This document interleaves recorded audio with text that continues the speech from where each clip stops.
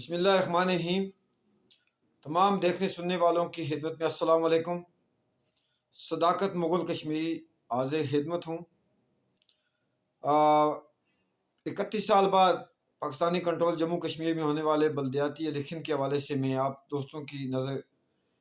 کچھ گزارشات کرنی چاہتا ہوں۔ پہلی بات تو یہ ہے کہ اس خطے میں ایکٹ 74 کے تحت بلدیاتی الیکشن ہوں یا لوکل باڈیز کے الیکشن ہوں، یہ ایک ان لیگل ایکسرسائز ہے، کیونکہ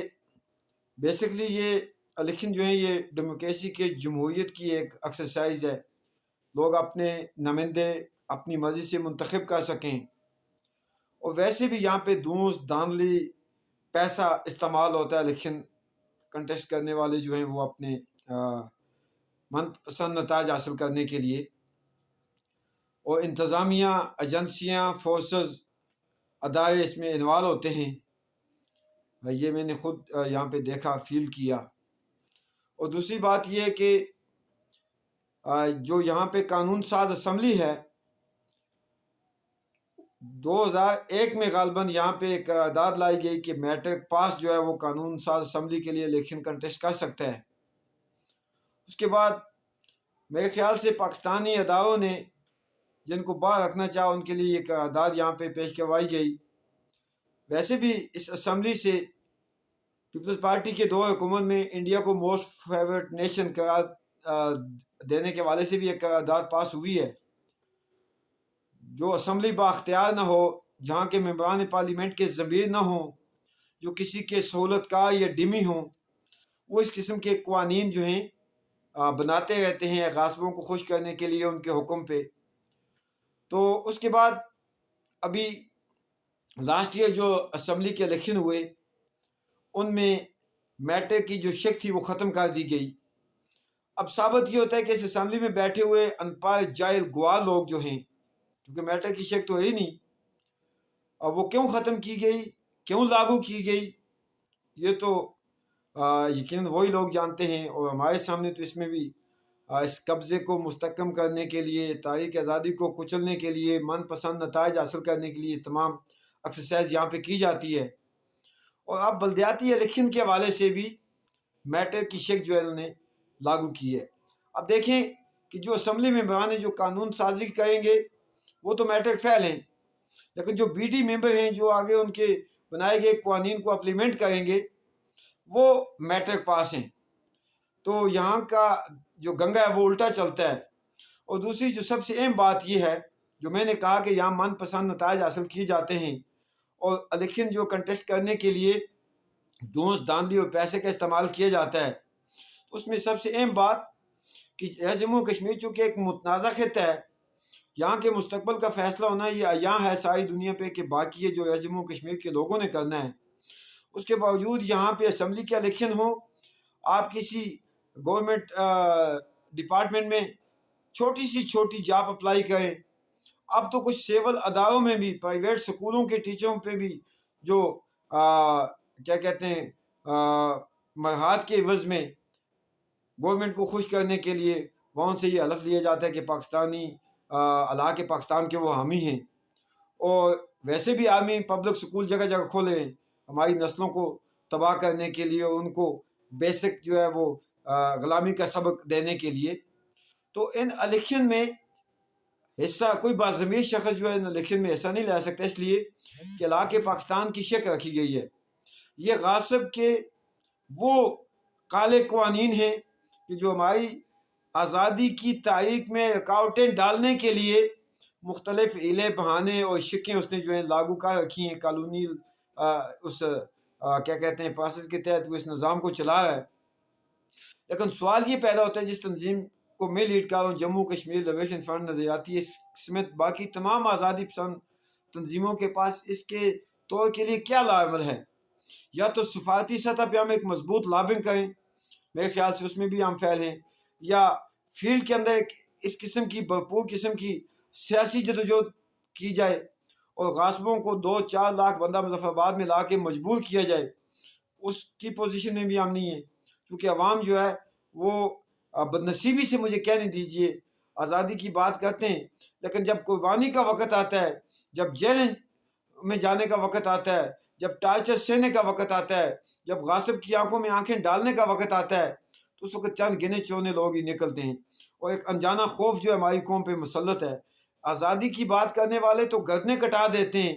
جیلیں ان کا میراث ہوتی ہیں اور ہتھکڑیاں ان کا زیور ہوتی ہیں، لیکن میں چونکہ گزشتہ 30 سال سے اس جدوجہد میں ہوں، ہمارے پاس اس کے حوالے سے بھی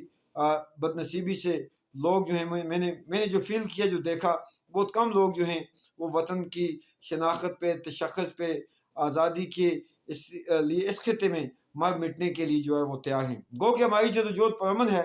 لیکن ایسے کالے قوانین، ایسے ظالمانہ اقدام کے خلاف ہماری آزادی پسند جماعتوں کے پاس کیا پلاننگ ہے؟ اگر ہم سفارتی سطح پہ بھی ان غاصبانہ قوانین کی مذمت نہیں کروا سکتے، عالمی دنیا کو یہ باور نہیں کرا سکتے، اور کیا کہتے ہیں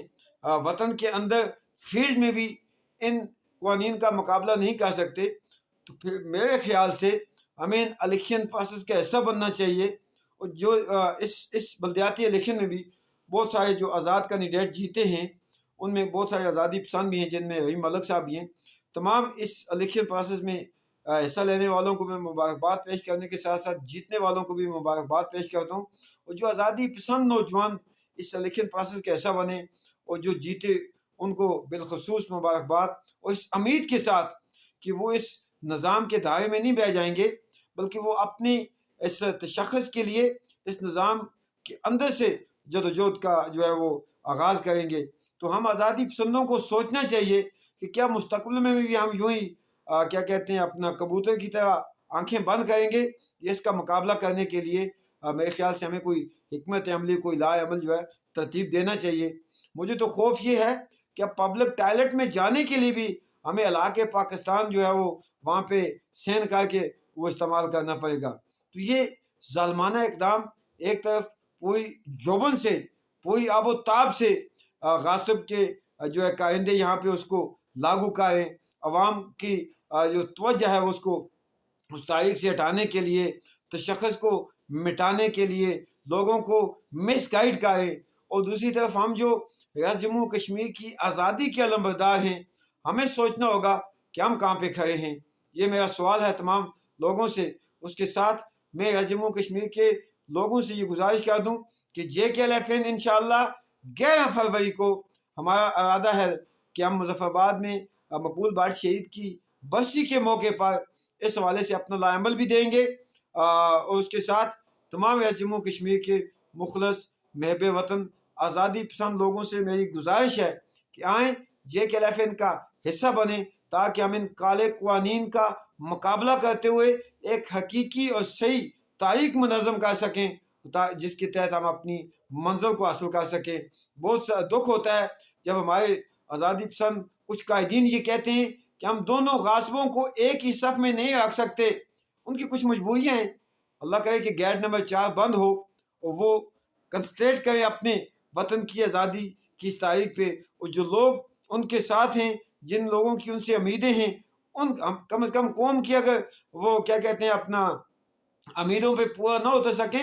اپنے ساتھیوں کی امیدوں پہ پورا اتر جائیں۔ تو وقت آئے گا انشاءاللہ، آزادی ہمارا مقدر ہے، لیکن اس کے ساتھ ساتھ اس آزادی کی منزل پہ پہنچنے کے لیے جو لوازمات ہیں، جو جدوجہد کے لوازمات ہوتے ہیں، میرے خیال سے ہمیں وہ راستہ اپنانا ہوگا، تب جا کے ہم ایسے کالے قوانین کا، ایسے ظالمانہ اقدام کا، ایسے دھوس دھاندلی کا مقابلہ کرتے ہوئے منزل کی طرف اپنا سفر جو ہے وہ جاری رکھ سکیں گے۔